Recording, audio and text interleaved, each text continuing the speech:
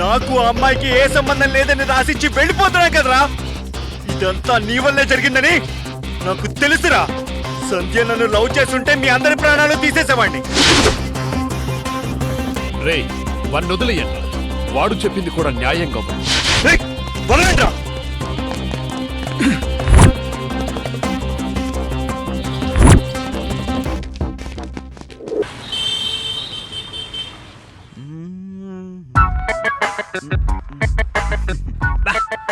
ఈ రూమ్కి వచ్చిన తర్వాత రా నీకు 4 సినిమాల అవకాశాలు వచ్చాయి.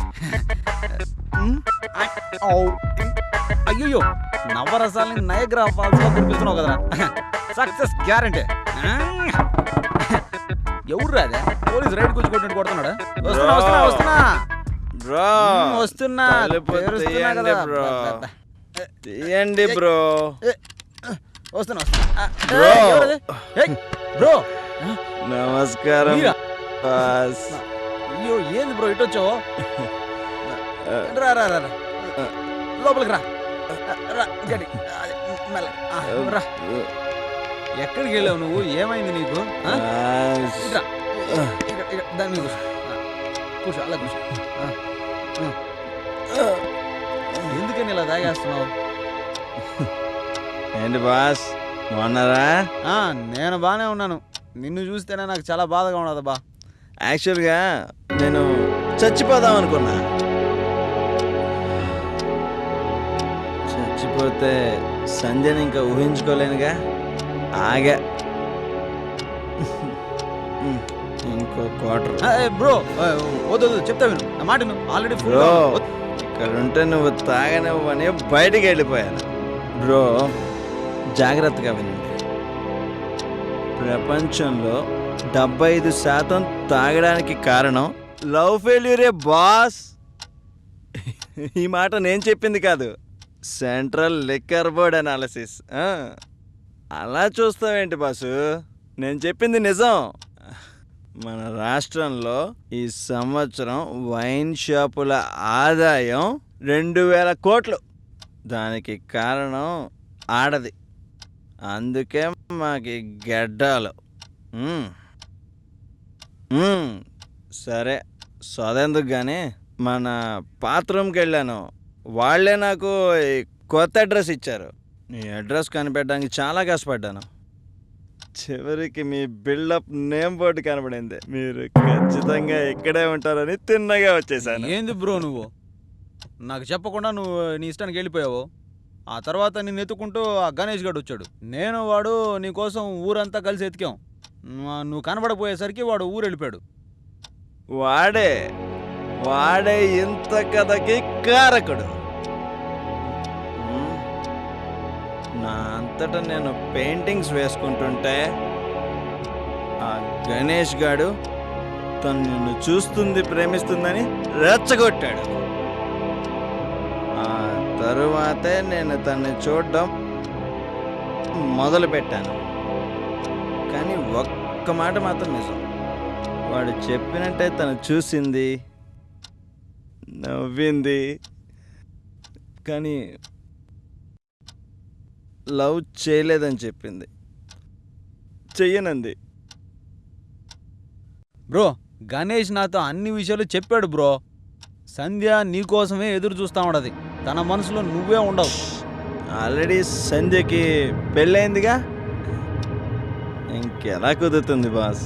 పోన్లేండి బాస్, తనేనా హ్యాపీగా ఉంది. బాస్ అంతవరకే నీకు తెలుసు, ఆ తర్వాత జరిగినవన్నీ నాకు తెలుసు. స్వామి, తమ్ముడు పైన వేసిన చేతులు రేపు తాళి కట్టబోతున్నాయి.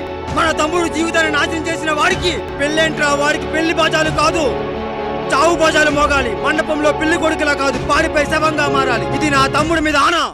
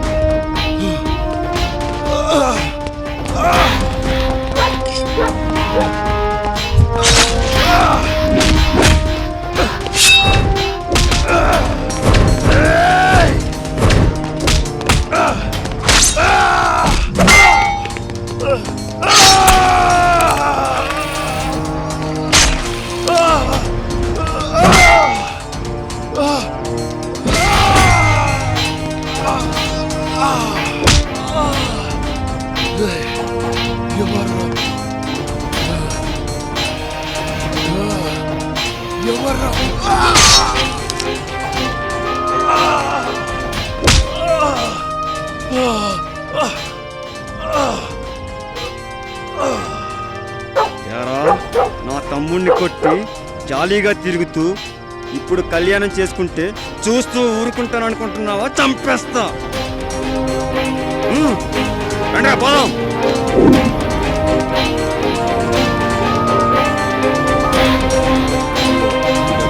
కేసు లేకుండా తీసుకోండి, మన కుర్రోళ్ళకి సరెండర్ అవుతారు.